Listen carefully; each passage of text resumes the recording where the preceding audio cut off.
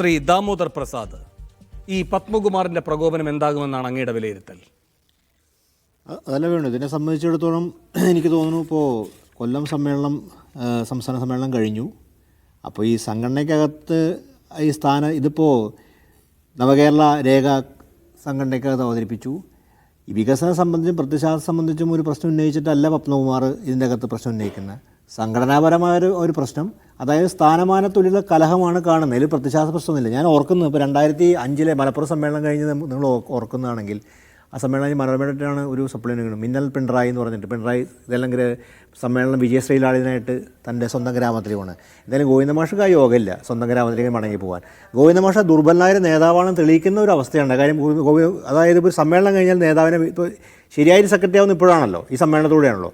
ആ സെക്രട്ടറി അംഗീകരിക്കില്ല എന്ന് പല തട്ടിലുള്ള ശബ്ദം വരുന്നു. അപ്പോൾ ഗോവിന്ദമാഷ് വളരെ സുപ്രമോ എന്ന് വിളിക്കുന്ന പിണറായി തന്നെ, അതാണ് നമുക്ക് പിണറായി സുപ്രമോനെ ഗോവിന്ദമാഷ് നേതൃത്വം ആരും അംഗീകരിക്കുന്നത്. ഞാൻ അതിലേക്കല്ല വരുന്നത്, പത്മകുമാറിലേക്കാണ് വരുന്നത്. പത്മകുമാറിനെ അടിയന്തരമായി പ്രകോപിപ്പിച്ചത് എന്താകാമെന്നാണ് ദാമോദറിന്റെ വിലയിരുത്തൽ? പത്മകുമാർ ദീർഘകാലമായിട്ട് പ്രശ്നത്തിലാണ് എൻ്റെ അഭിപ്രായം. പത്മകുമാർ നമ്മൾ നോക്കുകയാണെങ്കിൽ ഈ ശബരിമല സംഭവശേഷനെ പത്മകുമാറിനോട് ഒളിഞ്ഞും തെളിഞ്ഞുമുള്ള വൈരാഗ്യം നിൽക്കുന്നുണ്ട്. പത്മകുമാറാണ് ഒരു ഘട്ടത്തിൽ പറഞ്ഞത് ഈ വൈരുദ്ധ്യ ഭൗതിക നടപ്പാക്കേണ്ട സ്ഥലമല്ല ദേവസ്വം ബോർഡ് എന്നൊക്കെ പറഞ്ഞു. അപ്പോൾ അന്ന് പോലെ തന്നെ എതിർപ്പിൻ്റെ കാരണം അദ്ദേഹം പിണറായിയുടെ ഒരു വളരെ അടുത്ത ആളായിരുന്നെങ്കിലും ഞാൻ മനസ്സിലാക്കുന്നത് തടഞ്ഞു. അതിനുശേഷം അവിടുന്ന് ഉയർന്ന ഒരു പുതിയൊരു താരമാണ് വീണ ജോർജ്. ഞാൻ മറ്റൊരു കാര്യം ചോദിച്ചോട്ടെ, ഞാനോട് പറഞ്ഞോട്ടെ, വീണ ജോർജ്. അപ്പോൾ അതിൻ്റെ അകത്ത് പ്രധാനപ്പെട്ട കാര്യം നമുക്ക് അറിയുന്നൊരു കാര്യം, സൂപ്രമോ എന്ന നിലയ്ക്ക്, പാർട്ടിയുടെ സർവാധികാരി എന്ന നിലയ്ക്ക് അദ്ദേഹത്തെ അഭിസംബോധന രീതിയിലൊക്കെ അദ്ദേഹം എനിക്ക് തോന്നുന്നു പ്രത്യേകിച്ച് ഒരു സന്തോഷം കണ്ടെത്തുന്നുണ്ട് ബഹുമാനപ്പെട്ട മുഖ്യമന്ത്രി.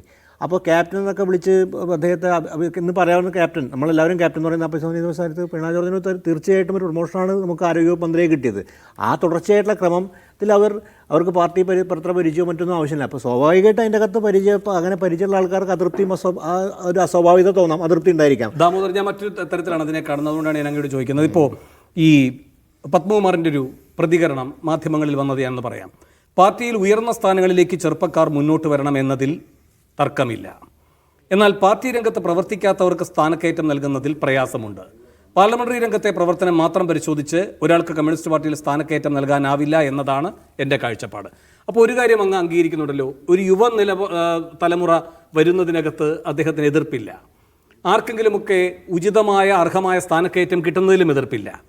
പക്ഷേ ഈ മറുകണ്ഠം ചാടലുടെ, ഈ വേലി ചാടിയുള്ള വളർച്ചയുണ്ടല്ലോ, അതിനെയാണ് വിമർശിക്കുന്നത്. അതിനുശേഷം ഒരു മാധ്യമം ഇന്ന് റിപ്പോർട്ട് ചെയ്ത വാചകങ്ങളോട് ഞാൻ പറയാം. പാർട്ടിയിലെ പ്രവർത്തന പാരമ്പര്യവും സീനിയോറിറ്റിയും ഒക്കെ മാറ്റിവെച്ച് വീണ ജോർജിന് പാർട്ടി നേതൃത്വം നൽകുന്ന പരിഗണനയെ ചൊല്ലി പത്തനംതിട്ട ജില്ലയിലെ പാർട്ടിയിൽ മുറുമുറുപ്പുണ്ട്.